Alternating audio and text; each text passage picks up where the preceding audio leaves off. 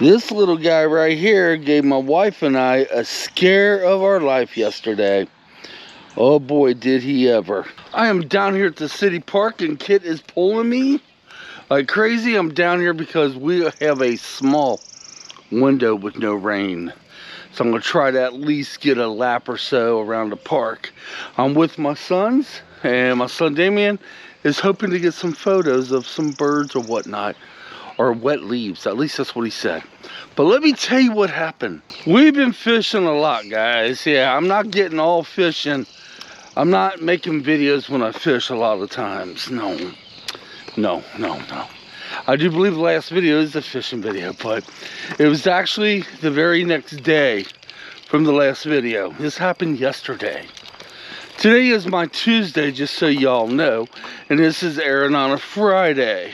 Whenever we go to a place to fish, no matter where it's at, we always check the area. We make sure there's no geese poop. We clear out anything, any obstacles that can hurt him.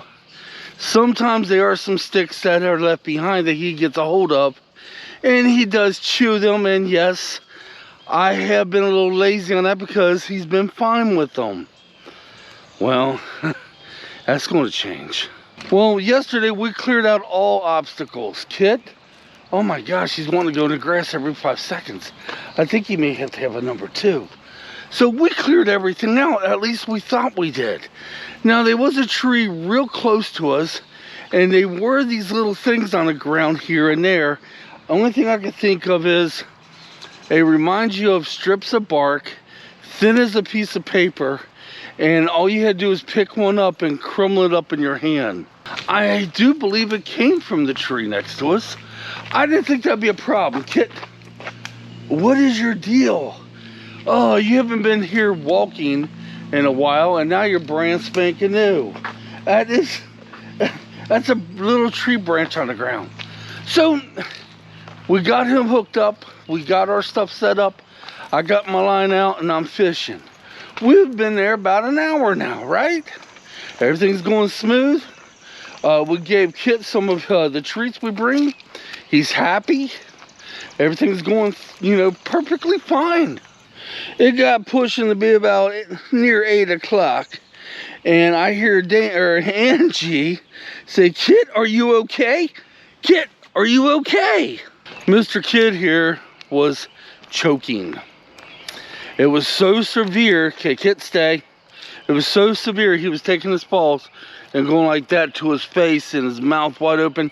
He was literally choking. We tried to see if we could see anything in his mouth, anything could be in his throat.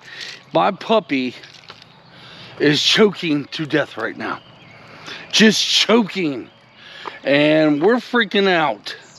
We tried everything we could, and I was like, we got to get him to the emergency somewhere.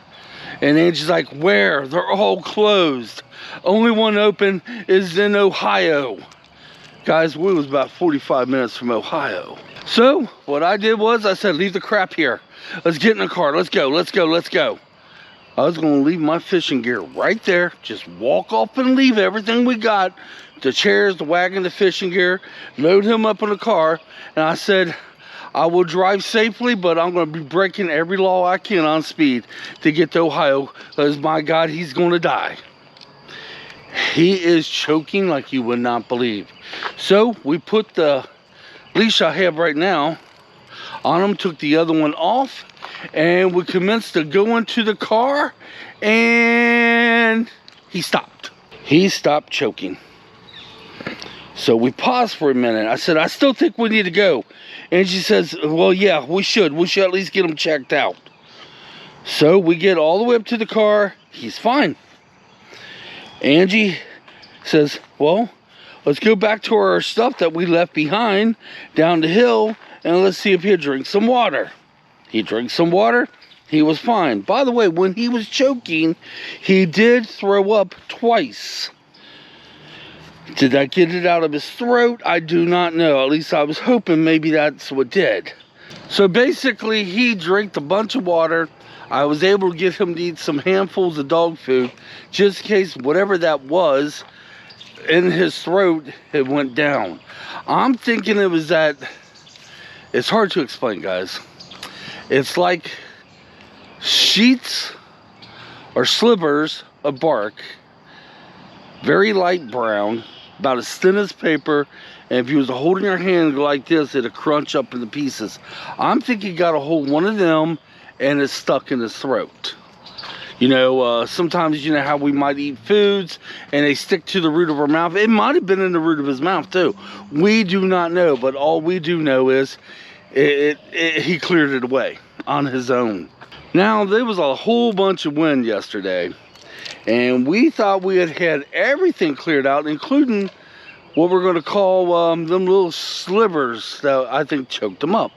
Well, a bunch of them were still ended up blowing in. So I cleared every inch that he could get to, 100%. But this little guy right here that I love to death scared the crap out of us. We'll get to that here in a second, but I am so thankful he's okay. Of course, you know, the last 2 days he woke up with a little gunk in his eyes. I'm hoping that's just maybe some type of sinuses. But yeah, he scared the fire right out of us last night. I've had my dog everywhere. I had him walking through every park you could possibly imagine, every trail you could possibly imagine. He's chewed up toys. He's chewed up a little bit of everything. Didn't dream he would find something at the lake that he would choke on. Never thought of that. It just did not cross our mind. And when that happened, guys, it was scary. I thought my puppy was going to die. I'm very thankful he was able to get it up on his own, because if we had to take him 45 minutes to the nearest emergency veterinarian, I'm afraid to say I would have done it as safely as I could, but I would have broke every speed limit there was. Yes, I am afraid to say that. I even told Angie I would put on the hazards, and I would have probably went quite a few miles over the speed limit. And hoping and pray a cop did not stop me. But if a cop did, that would have actually been perfect, because then maybe I could tell him what's going on and he could get us there faster. Yes, we literally walked off and left every bit of our fishing gear. My pool was still in the water. We left our chairs, our wagon, everything, as I didn't care, neither did Ange. We was going to hop in my car and we was getting him to the vet as fast as we can. And then he became okay. I don't know what the hell it was. I do know when he was taking his paws and going like this to his nose, with his mouth open, he did scratch himself. It's not that bad of a scratch, but still. So what's this mean for us? Next time we're going to go fishing, obviously we're taking Kit with us. What's this mean? This means I'm going to be searching this area thoroughly. I even told Ange, I was like, should we bring the leaf blower? Or should I bring a small rake? I don't care what I bring, but I'm going to make sure this does not happen again. And the thing is, we do watch him. Angie was watching him at the time this happened. She says his nose was on the ground, looked like he was sniffing, then all of a sudden he started choking. Well, if you got a dog, you know they could get a hold of anything within seconds. I'd really, you know, I'm going to tell you what I'm going to do, though. I will videotape the next time we do go fishing, which we're hoping it will be this weekend if we don't get rain. I will find the thing I think he might have choked on. I will find one of them on the ground again and show you all. I should have grabbed one then, but after we found out he was fine, we didn't go back to fishing right away. No. We sat there and debated, should we get him looked at anyway? And it's just like, well, I tell you what, if he seems to have any problems through the night, then we'll take him to our vet tomorrow, which is today, but he was fine after that. And then pretty much we kind of went back to fishing. But there was one good thing that did come out of that, believe it or not. Now, when we was there the day before, a lot of family members were there on my wife's side for Mother's Day. Yes, that all happened on Mother's Day, the day I made that video. There is a small gap in my videos, but guys, when you do videos, YouTube, you kind of want to have a little gap, because you got to put them in, you know, and also you got to live your life too. So BJ and his son was tossing a ball. His son's on a baseball team, right? So when we went back the next day, which was the day Kit got choked, which was yesterday, and after everything calmed down, everything was settling down, Angie looks over that tree that I think that darn weird looking bark that Kit might have got choked on came from, and she's like, Michael, is that a baseball mitt in that tree? I walked over there and sure was. It was an extremely expensive baseball mitt. You could smell the leather on it. It was brand new pretty much. Dang near brand new. And then we put 2 and 2 together. It was like, I bet you anything that was one of BJ's, that was his son's baseball mitt. He had probably put it up there because he didn't probably want to lay it on the ground. He put it up there so he would grab it when they left. Well, he forgot. So what we did was we grabbed it, got a hold of BJ, and took it over to his house so his son can have it. And he was very thankful for it because it was an extremely expensive baseball mitt. So I guess yesterday did have a happy ending after all. I haven't ever been that scared like I was yesterday in a long time. The thought of me losing my baby, my second dog all over again. Oh my God. Angie and I was freaking out. We're like, my God, what do we do? What do we do? What do we do? Angie's like, should I try the Heimlich? Whatever that thing's called. I said, how do you do that to a dog? She was looking up on the internet or up on her cell phone to figure that out. My gimbal stabilizer was acting up there for a little bit. Oops, see, it's still acting up. Look at that. Come on, Bubby. Let's go back to the car. She was trying to find that out, and she couldn't find it because she was in a panic. I was in a panic. We didn't know what the hell to do. I feel like the biggest poor excuse for a dog owner right now. I do. I know you can't see everything your dogs get a hold of. And yeah, guys, Kit is a chewer. Oh my God, look at my couch and my furniture. But it happened. I'm just thankful he's okay. You can bet your butt next time we head over there again, next time we go fishing, no matter where it's at or anywhere I go, even right now I'm looking, and I'm not ever going to let him have any sticks either, as we still don't know if that was a stick or not.